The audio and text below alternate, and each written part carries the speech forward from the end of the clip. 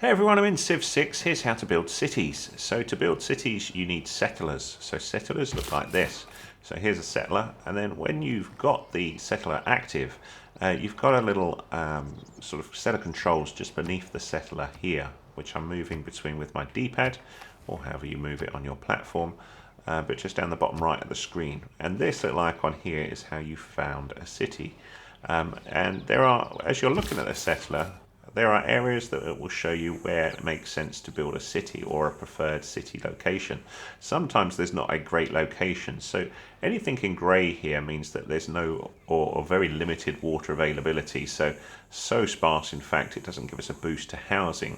So ideally what you're looking for is dark green on the map, like so, rather than light green, and you will get a better perk. But you can see I'm quite far away from here, and the reason why I'm thinking about founding the city over here is to have one of my cities on the coast, so I can build ships and things like that, but also that I'm not too far away from this horse resource. So I'd like access to that, but being in this grey area is going to make it very difficult for my city to grow. So this particular one I'm going to put here. Whether that's a perfect choice or not, I don't know, but it's a bit of a strange region I'm in. There's not much rivers around at all. So when I'm happy to build the city, I can go onto this icon here and say, right, build. Am I sure? Yes for A, B for no. So we'll do that. And you can see that my city has now been built. So I have a city here.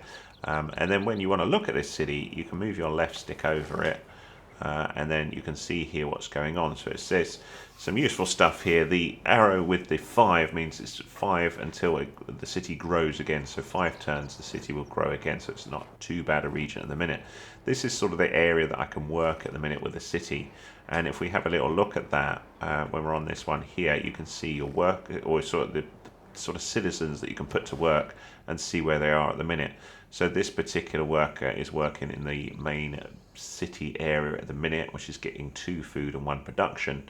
And then we've got this one here, so 2 food and 1 production. So we've got a few areas where we've got 2 food, so it's not too bad an area. So we should find that we can grow okay.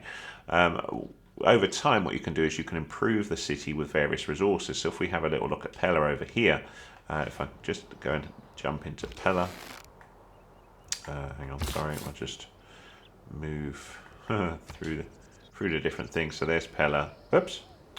Die again. Hang on. If we look at the workers here, you can see the different things are going on. So this, where I've built a quarry, we've got 3 production going on now and 2 food.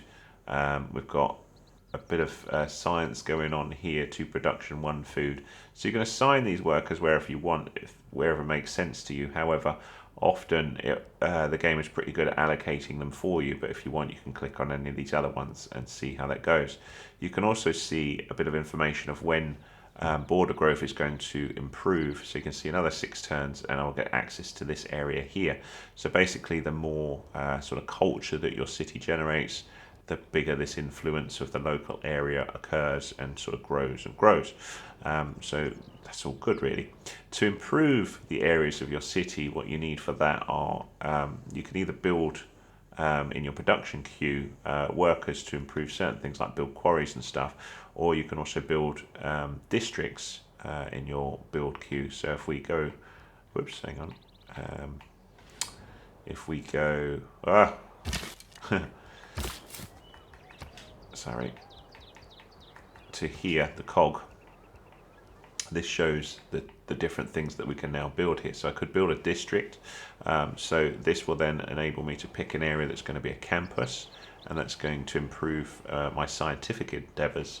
A preserve, it improves housing based on appeal. So culture bombs, adjacent neutral tiles, increases their appeal by 1. So it's going to give +1 to housing. So you can see the advisor is suggesting these 2 here, because that's going to help with my housing in this area. So I could start building a preserve, and then when that's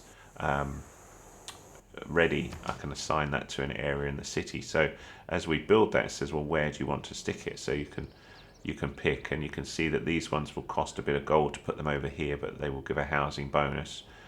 So we just look around the area where we will get the best benefit. So this one is going to give 2 housing, but it's going to cost me 50 gold to put it here. So my gold is fine. Up the top it says 392. So to say, okay, we'll put it there.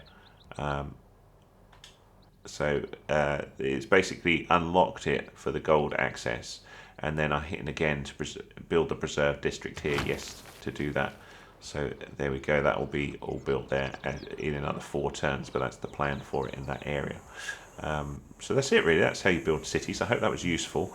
In terms of actually, I should just talk about that as well. If you were going to produce a settler, that's one of the standard units you can get. So if we look at this city here, and we go to the production, you will find, whoops, is it districts and buildings, units, there you go, a settler. So in this particular one, this area is really struggling because it's so new.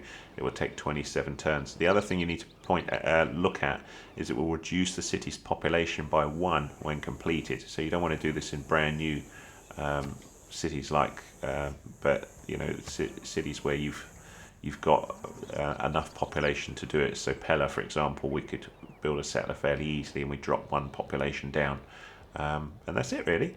And then once you've got them, you can move them around and found the city like we saw before. Hope that was useful. If it was, give us a thumbs up, please. That's much appreciated.